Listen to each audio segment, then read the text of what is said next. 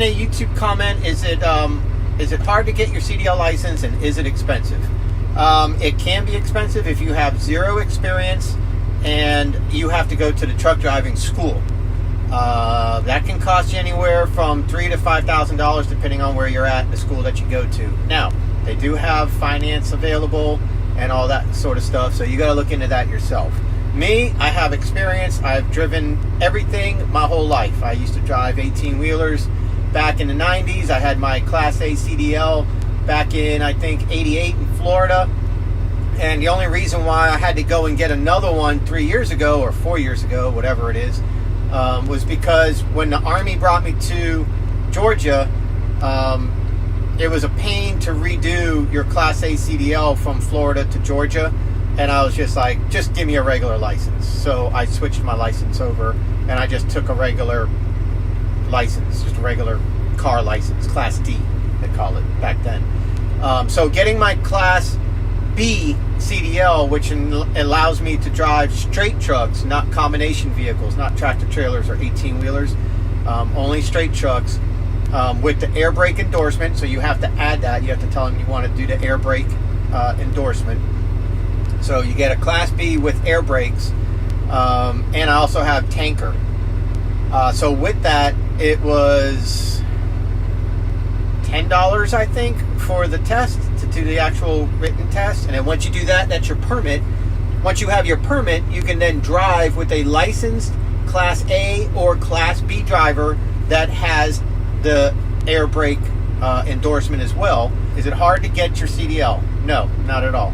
Just take studying online and driving experience. Is it expensive? It can be if you don't have access to a vehicle and a driver. Then how are you going to do it? You're almost forced to go to the school, and the school's like $3,000. So yes, it can be expensive, but I have a Class B now, and I'm working on my A. I took the written test 2 Saturdays ago, passed it.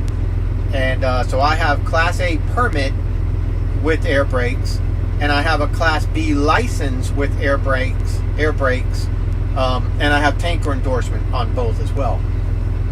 Also have a motorcycle license. Now I need to show up with an 18-wheeler of some sort, or don't have to be 18-wheelers, but it has to be a combination vehicle with air brakes, stick shift. I have trucks on our lot, but they're automatics, just like this. They're Kenworth T800s, and they're automatics. I don't want to show up with an automatic. See, if you show up with an automatic, you're going to be restricted from stick shift. And I don't want to be restricted from stick shift. Even though I'd rather drive an automatic because it's just easier in the city, and I'm in the city, I'm not an over-the-road guy. I would rather drive an automatic with a dump truck or even an end-dump 18-wheeler.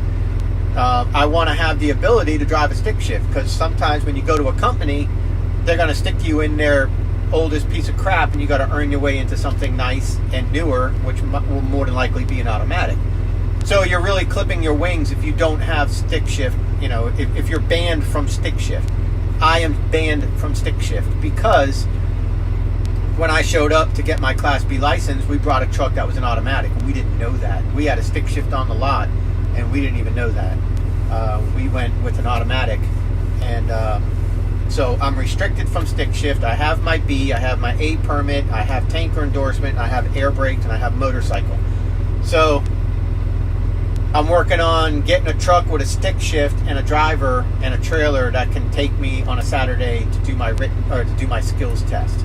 And I have a guy, and he's a lawn service customer, and I told him I'll rent him and his truck for 3 months of free cutting.